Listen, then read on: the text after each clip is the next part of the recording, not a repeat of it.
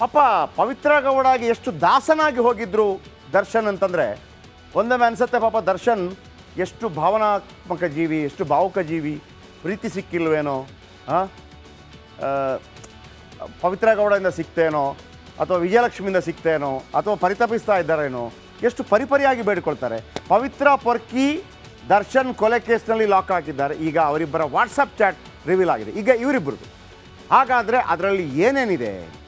ಈಕೆ ಹೆಂಗೆ ಮಾತಾಡ್ತಾಳೆ, ದರ್ಶನ್ ಹೆಂಗೆ ಮಾತಾಡ್ತಾರೆ, ಯಾವಾಗ ದರ್ಶನ್ ಹೆಂಡತಿ ಜೊತೆ ದುಬೈಗೆ ಹೋದ ನಂತರ ಈಕೆ ವರ್ಷ ಯಾವ ರೀತಿ ಬದಲಾಗತ್ತೆ ಕೇಳಿಸ್ಕೊಳ್ಳಿ.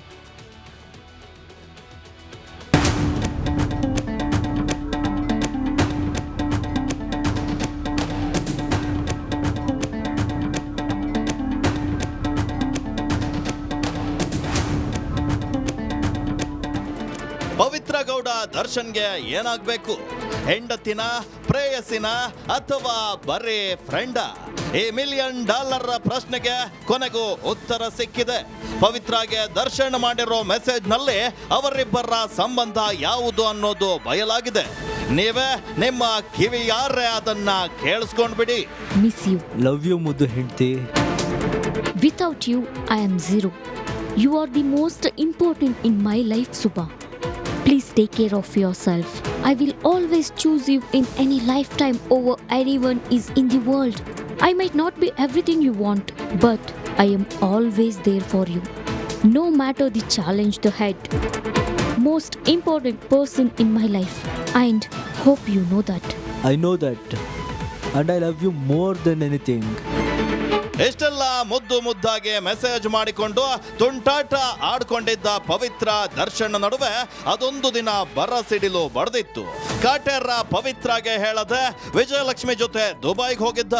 ಮದುವೆ ವಾರ್ಷಿಕೋತ್ಸವ ಆಚರಿಸ್ಕೊಂಡಿದ್ದ.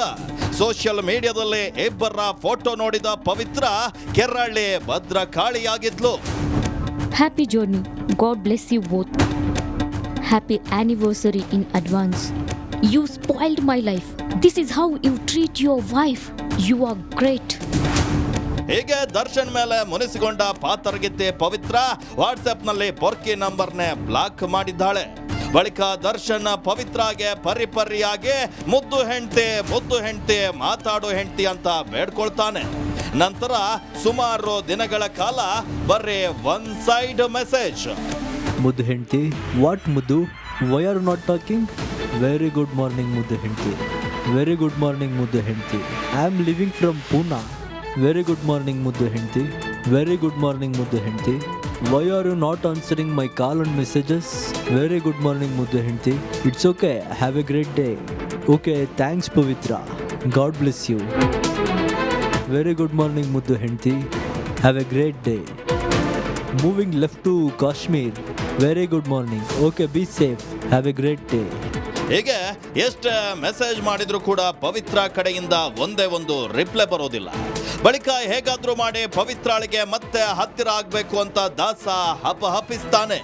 ಇದೇ ವೇಳೆ ರೇಣುಕಾ ಸ್ವಾಮಿ ಪವಿತ್ರಾಗೆ ಅಶ್ಲೀಲ ಮೆಸೇಜ್ ಮಾಡಿರೋದು ಪೊರ್ಕಿಗೆ ಗೊತ್ತಾಗುತ್ತೆ. ಸಿಕ್ಕಿದ್ದ ಚಾನ್ಸ್ ಅಂತ ರೇಣುಕಾ ಸ್ವಾಮಿಯನ್ನ ಚಿತ್ರದುರ್ಗದಿಂದ ಕಿಡ್ನಾಪ್ ಮಾಡಿಸ್ತಾನೆ. ಬಳಿಕ ನಡೆದಿದ್ದೆಲ್ಲ ಅಟ್ಟಹಾಸ, ನರಕ ದರ್ಶನ. Nagaraj, crime bureau, republic Kannada. ನೋಡಿ, ಅವಳು ಎಷ್ಟು ಕಾಡಿಸ್ತಾಳೆ ದರ್ಶನ್ಗೆ. ಮೆಸೇಜೇ ಮಾಡಲ್ಲ. ದರ್ಶನ್, ಪವಿತ್ರ ಗೌಡ ದರ್ಶನ್ ಜೀವನದಲ್ಲಿ ಬರೋದಕ್ಕಿಂತ ಮೊದಲು ಏನೂ ಅಲ್ಲ. ಪವಿತ್ರ ಗೌಡ ಒಂದು ಸಣ್ಣ ಆ್ಯಕ್ಟ್ರೆಸ್ಸು. ದರ್ಶನ್ ಬರ್ತಾರೆ, ಮನೆ ಕಟ್ಕೊಡ್ತಾರೆ, ಆಮೇಲೆ ಇಷ್ಟು ಐಷಾರಾಮಿ ಜೀವನ ಸಿಗತ್ತೆ. ವಿಜಯಲಕ್ಷ್ಮಿ ಜೊತೆ ಹೋಗೋದು ಇಷ್ಟ ಆಗಲ್ಲ. ಎಲ್ಲ ವ್ಯವಸ್ಥೆ ಮಾಡಿರ್ತಾರೆ ನೋಡಿ. ಹೋದ್ರೂ ಅನ್ನೋ ಕಾರಣಕ್ಕಾಗಿ ಚಾಟ್ ಅಲ್ಲಿ ದರ್ಶನ್ ಪರಿಪರಿಯಾಗಿ ಬೇಡ್ಕೊಳ್ತಾರೆ. ಆ ಬೇಡಿಕೊಳ್ಳೋ ರೀತಿ ಇದೆಯಲ್ಲ, ಒಂದು ವೇಳೆ ಒಂದು ಹೊಸ ಲವ್ವರ್ಸು ಅಥವಾ ಹೊಸ ಗಂಡ ಹೆಂಡತಿ ಇವರಿಬ್ಬರು ನಡೆದಿದ್ರೆ ಅದೊಂದು ಅದ್ಭುತ ಆಗಿರುತ್ತೆ. ಏನು ಅದ್ಭುತವಾಗಿ ಮಾತಾಡ್ಕೋತಾರಪ್ಪ ಅಂತೇಳಿ. ಆದರೆ ನೀವು ನೋಡಿ, ಮದುವೆ ಆಗದೇ ಇದ್ದರೆ ಅದು ಅನೈತಿಕ ಸಂಬಂಧನೇ, ಅಕ್ರಮ ಸಂಬಂಧನೇ. ಈಗ ಈ ಹಿಂದೆ ರಾಜ ಮಹಾರಾಜರುಗಳದ್ದು ನಿಮ್ಗೆ ಗೊತ್ತಿರ್ಬೋದು. ರಾಜ ಮಹಾರಾಜರುಗಳಿಗೆ 5 ಹೆಂಡತಿ, 6 ಹೆಂಡತಿ, 10 ಹಿಂಗೆಲ್ಲ ಇರ್ತಿತ್ತು. ಆದರೆ ಅಲ್ಲೊಂದು ವಿಶೇಷತೆ ಇರ್ತಿತ್ತು, ನಿಮ್ಗೆ ಗೊತ್ತಿರಲಿ. ಪಟ್ಟದರಸಿ ಅಂತ ಒಬ್ಬಳೆ, ಅಂದರೆ ಪಟ್ಟದರಸಿ ಅಂತಿರುತ್ತಲ್ಲ, ಈಗ ಎಲ್ಲ ರಾಜ್ಯಾಡಳಿತ ನೋಡಿದಾಗ ಜನರ ಮುಂದಕ್ಕೆ ಹೋದಾಗ ಉಳಿದವರೆಲ್ಲ ಬರೋಂಗಿಲ್ಲ. 10 ಇರಲಿ 20 ಇರಲಿ 300 ಇರಲಿ 400 ಅವರೆಲ್ಲ ಬರೋಂಗಿಲ್ಲ. ಪಟ್ಟದರಸಿ ಮಾತ್ರ, ರಾಜನ ಪಕ್ಕದಲ್ಲಿ ಕೂತ್ಕೊಳ್ಳೋದು ಪಟ್ಟದರಸಿ ಮಾತ್ರ, ಬೇರೆ ಯಾರಿಗೂ ಅವಕಾಶ ಇಲ್ಲ. ಇಲ್ಲಿ ಎಷ್ಟೇ ಇದ್ರೂ ಕೂಡ ಮದುವೆ ಆಗಿರೋದು ವಿಜಯಲಕ್ಷ್ಮಿ ಅವ್ರನ್ನ, ಅವರಿಗೆ ಪ್ರಥಮ ಆದ್ಯತೆ. ಅರ್ಥ ಆಯ್ತಾ? ಬೇಕಿದ್ದರೆ ಪವಿತ್ರ ಗೌಡ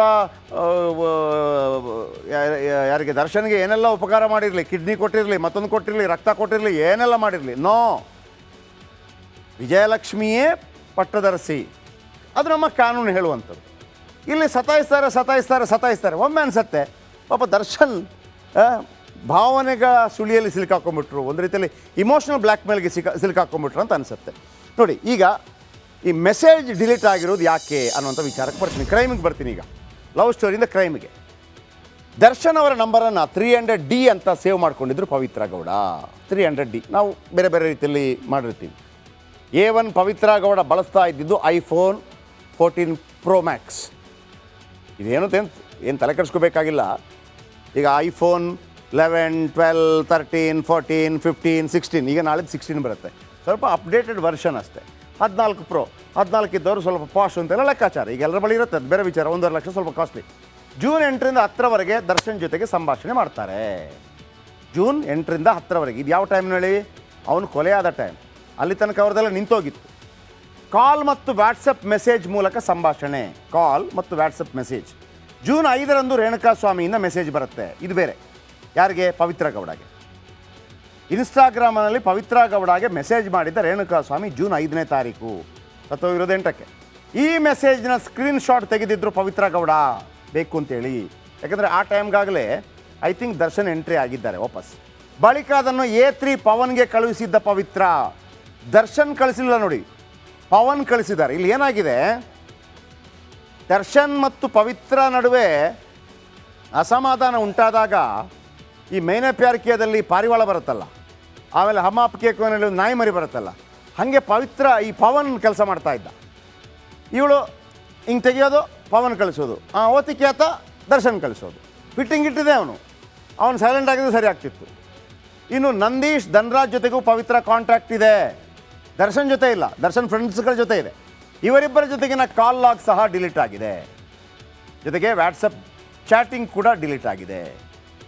A14 ಪ್ರದೋಷ್ ಜೊತೆಗೆ 4 ಬಾರಿ ವಾಟ್ಸಪ್ ಚಾಟ್ ಆಗಿದೆ. ಜೂನ್ 9ರಂದು ಬೆಳಗ್ಗೆ 9 ಗಂಟೆಗೆ ಚಾಟ್ ಮಾಡಿದ್ದಾರೆ. ತನ್ನ ಸ್ನೇಹಿತೆ ಸುಮತಾ ಜೊತೆಗೂ ಪವಿತ್ರ ಸಂಪರ್ಕದಲ್ಲಿದ್ದರು. ಸ್ಯಾಮ್ SAM ಹೆಸರಿನಲ್ಲಿ ಸಮತಾ ನಂಬರ್ ಸೇವ್ ಮಾಡಲಾಗಿತ್ತು. ಈ 3 ದಿನಗಳ ವಾಟ್ಸಪ್ ಚಾಟ್ಸ್ ಡಿಲೀಟ್ ಆಗಿದೆ. ಪವಿತ್ರ ಮೊಬೈಲ್ನಲ್ಲಿ ಏನೇ ಡಿಲೀಟ್ ಆಯಿತು ಅದನ್ನೆಲ್ಲ ಪೊಲೀಸರು ಕ್ಷಣ ಮಾತ್ರದಲ್ಲಿ ವಾಪಸ್ ತಗೋತಾರೆ, ರಿಟ್ರೀವ್. ಹಾಗಂತ ನೀವು ನಾಳೆ ಹೋಗಿ ರಿಟ್ರೀವ್ ಮಾಡ್ಕೊಂಬಂದ್ರೆ ಆಗಲ್ಲ, ಪೊಲೀಸರೇ ಮಾಡಬೇಕು. ಎಲ್ಲರದ್ದು ಮಾಡೋಕ್ಕೆ ಬರಲ್ಲ, ಪೊಲೀಸರು ಮಾಡ್ತಾರೆ.